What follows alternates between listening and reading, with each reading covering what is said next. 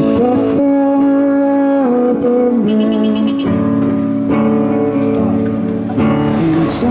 gang, it's I, James Kalm, your half-assed reporter on his half-assed bike.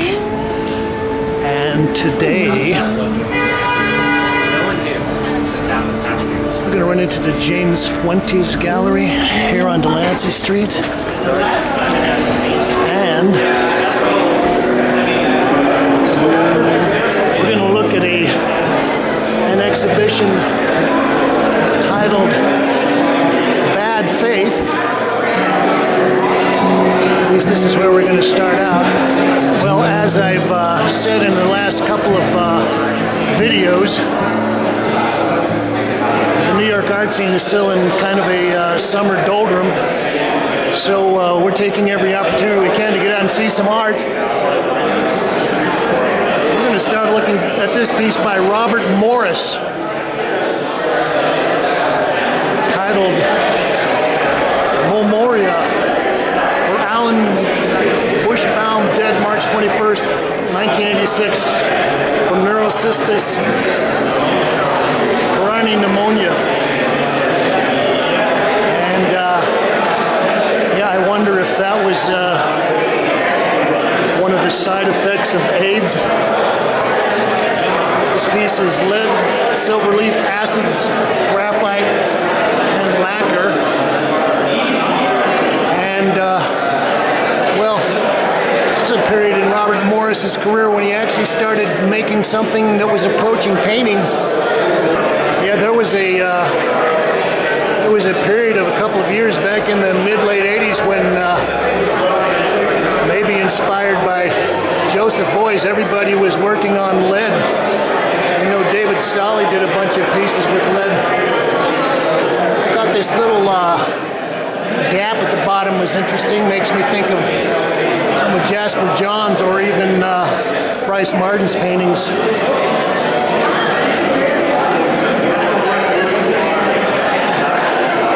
It's a piece by Nayland Blake. Tabletop production of philosophy in the bedroom. A little proscenium arch and looks like 19th century engravings, 18th century engravings. We've got a little shadow puppet stage.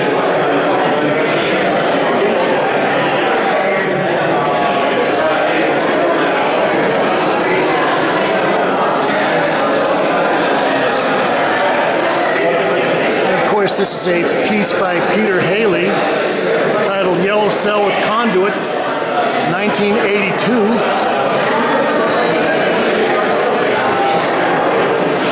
We've got fluorescent paint and kind of, I believe this is an acrylic textural product, some kind of modeling paste with grit. I wonder if this piece was originally designed to have the frame. This frame recalls maybe a Heim Steinbeck piece. And yeah, the frame has got to be about 6 inches thick. This is a wall mural by Jessica Diamond. And okay, what does it say? Buy a house with 200 credit cards. Paint on wall, dimensions variable.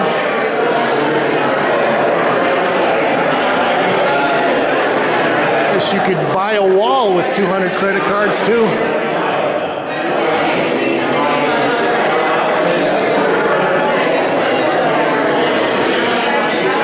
Another piece by Nayland Blake titled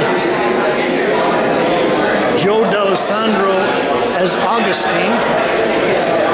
And again, we've got these references to puppets and marionettes.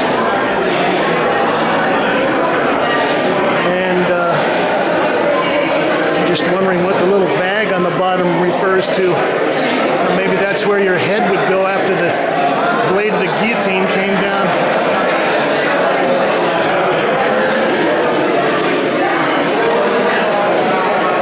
We're going to end up looking at a couple of pieces by Peter Halley.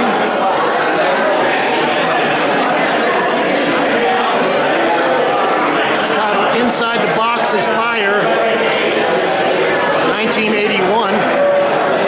That was before Peter made his big breakthrough.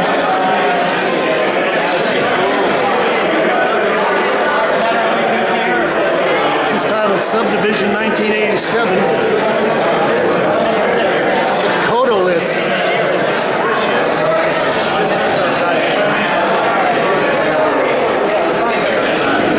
So we're going to move on now. It's been bad faith at James Fuentes, 55 Delancy Street. Get ready, Bushwick.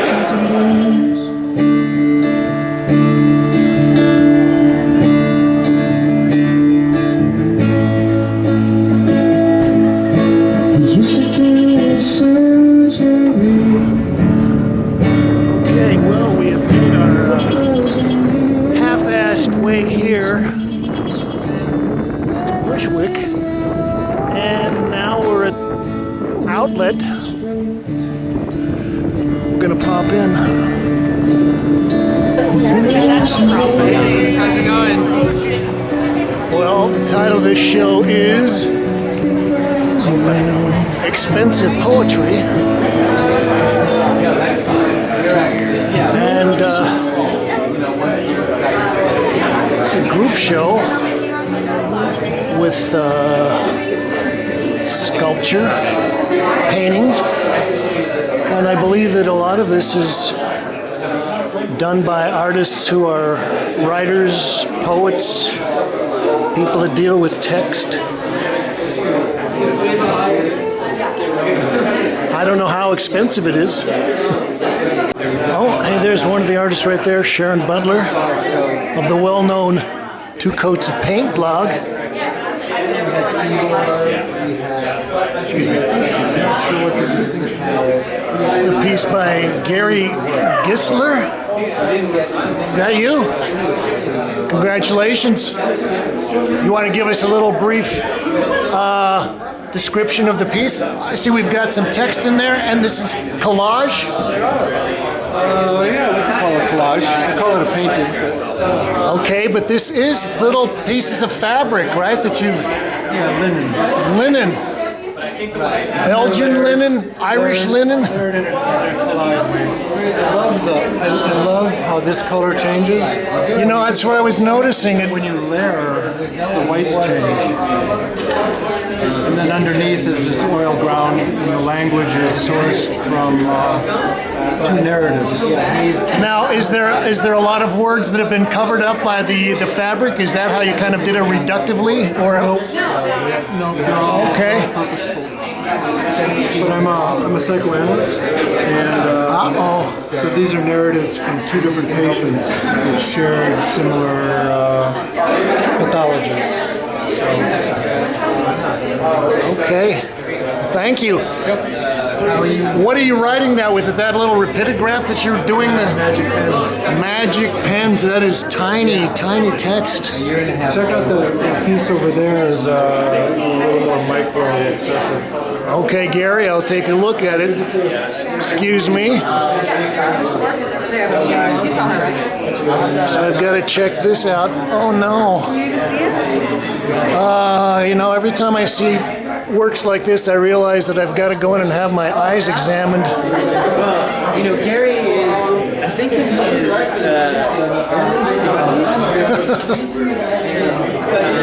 it's incredible. But he's got glasses. I don't wear glasses. I don't.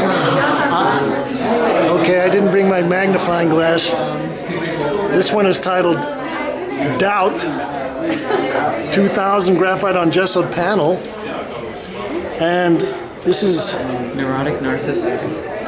Neurotic Narcissus. Okay.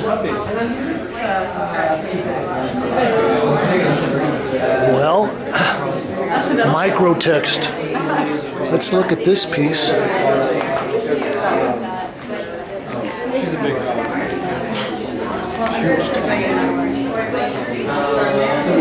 This is an authentic skid mark by Kaleigh Moynihan. Fabric,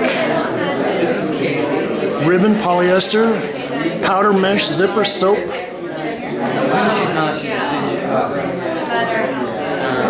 Metal forks, corn, split, thread,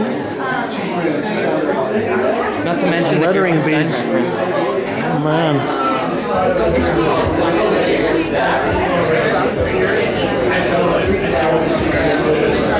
Well, just the description alone has got a big chunk of text there. This is another piece by Kaleigh Moynihan titled "Someone You Love Is Ugly" 2016. You know, as nice as these pieces are on a plinth, I think it would be even better if we could see someone wearing these and walking around, or maybe even dancing around in them. Fabric, felt, tears, sweat, pain. Buckram, organza felt, velvet, ribbon, thread, size 8.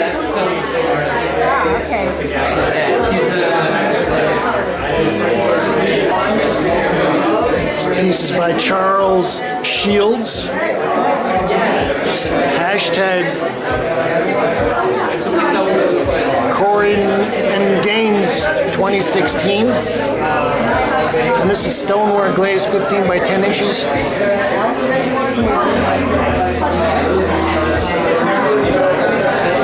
Okay, well, I like the text, and I thought this was molded paper. Kind of like the austere geometric forms.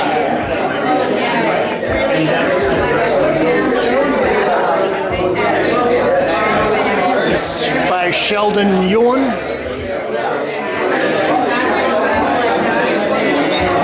"78 years, the average American life."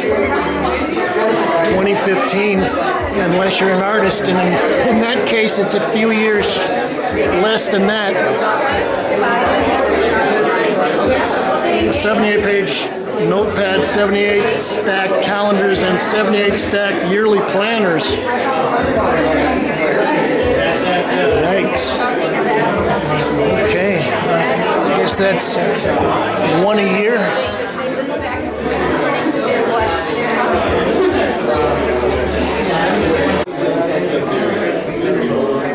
This is another piece by Charles Shields titled "Depth Relief." Stoneware glaze, 30 by 20 inches. There is thingness, no thing fulfills, but we try to place it. Okay, well, that's poetry. And again, I like the austere, formalistic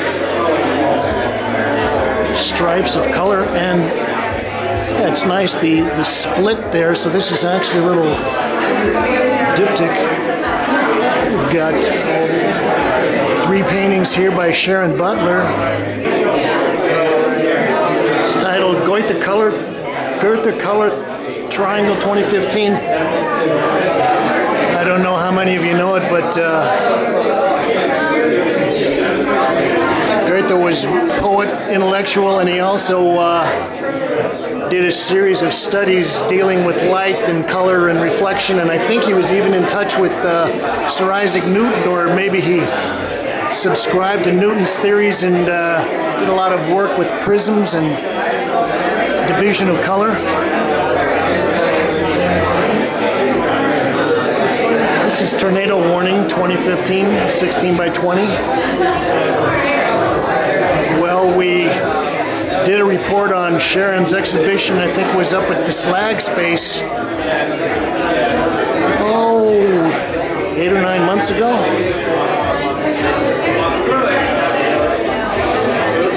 titled Animated Reader 2015. Sharon is the blogger who kind of codified what became known as casualism. Although these pieces are pretty much straight ahead painting,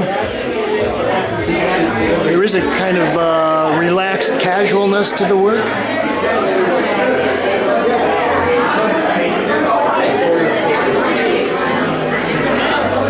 More pieces by Charles Shield.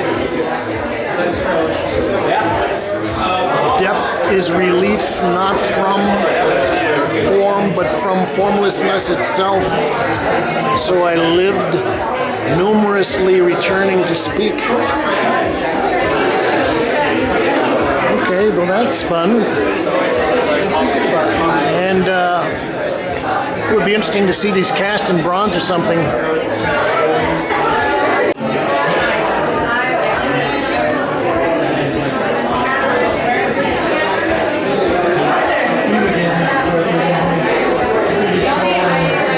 By Sheldon Yuan, titled Sand. No. Actually, the feet add an element of scale in there, yeah. I'm just going to clomp in here. Let's see what it says. I draw a line to divide this space in order to know where I am. Okay. Not to render this space. Oh, you can read upside down? That's good. No, I can't read that. All right. Unfamiliar to imagine that I may not be. Okay, now I'm going to look at the video. I don't know who this is by. Julia Madsen. This is titled One Way Single Channel Video.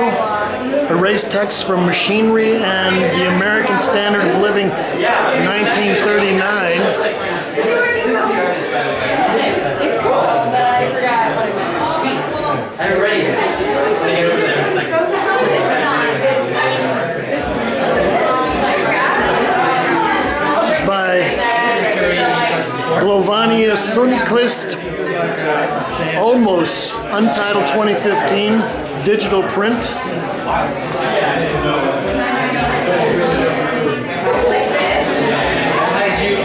Okay. Well, those are images that had been caught in a screen save from the internet or something. Everybody's afraid to walk on the sand. I would assume that by the end of the show, this will all just be a big mush bunch of dirt on the floor. Let me sneak out. So you're the artist? Yeah. One of the artists, yeah. Sheldon? Sheldon. Where did you get the text? Is this a poem that you wrote yourself? Yes, it's a poem I read myself. How long do you think that's going to last in there before it gets mushed? I mean, are people supposed to walk on it? Yeah, people can walk on it. I've installed it once before and it was destroyed within like 30 minutes of the opening. So Are you going to be coming back in and repairing it as the exhibition goes on? I don't think I'll be repairing it. Oh, good. Okay, Sheldon. Thanks. Congratulations. These are a couple of pieces by Paul Dagostino here. We got his one-man show about 6 months ago at Life on Mars. There's the artist right here. It's all basically a code.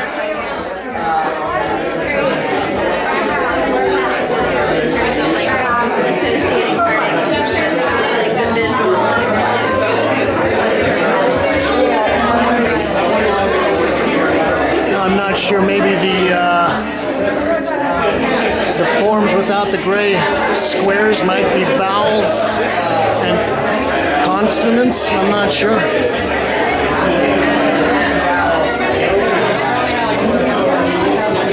is Kalm,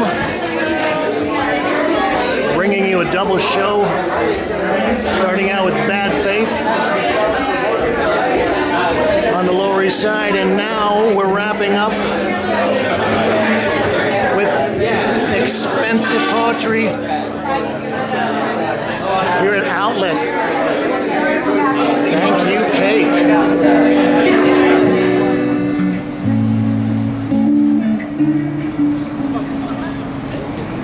Thank you. What's your name? It's Iro. Tyro? Iro. I-R-O. Iro. Yes. Thanks, Iro. Do you notice that every time I sing, the beeping sound starts?